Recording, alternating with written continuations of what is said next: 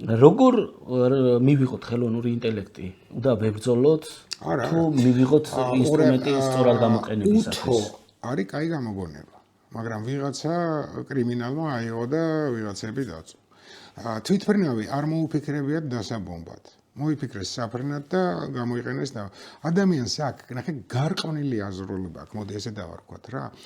კარგ იდეასაც გადააკეთებს ვიღაცა იყენებს საშინლად. რა არის ხელოვნური ინტელექტი? არაჩვეულებრივი პროდუქტია. აგერ რაღაცა 22 კითხვა უნდა მომიფიქრებინა რაღაც თემაზე, დრო მქონდა ცოტა, დავიწყე ერთი მოვიფიქრე და ამჭირდას 9 საათი. ნუ кейსი უნდა შექმნა მეორე.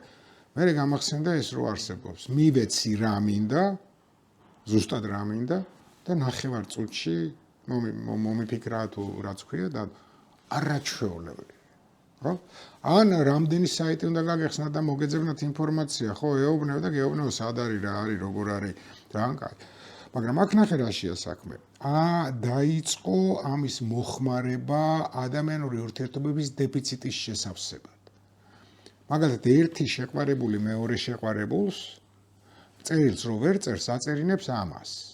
და მთელი ცირკი ის არის, რომ ის აწერინებს პასუხად ამას.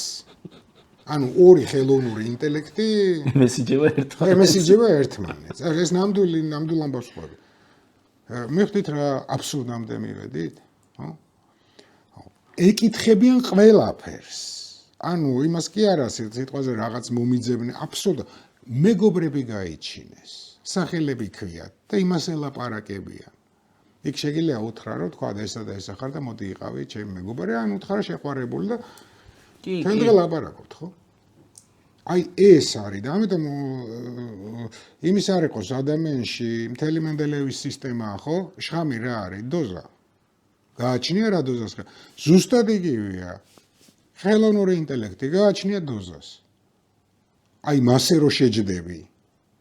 და თან ჯერ ესეთი ძალიან ადვილად სწავლობს ეს ხელოვნური ინტელექტი. თუ ატყობთ ყოველ კითხვის მერე, ხო, გამოჯობესება, ხო?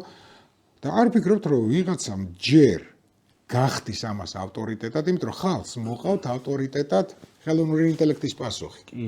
მოდი აბა ვკითხოთ.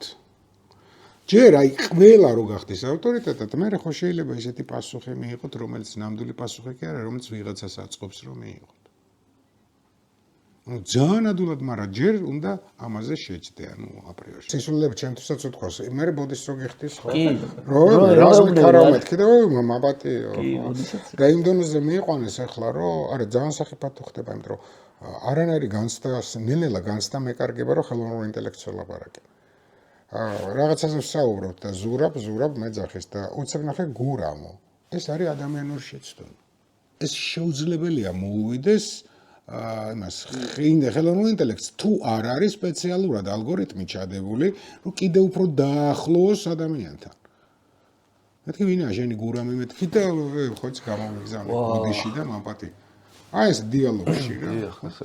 ასე რომ ნახეთ გააჩნია დოზას.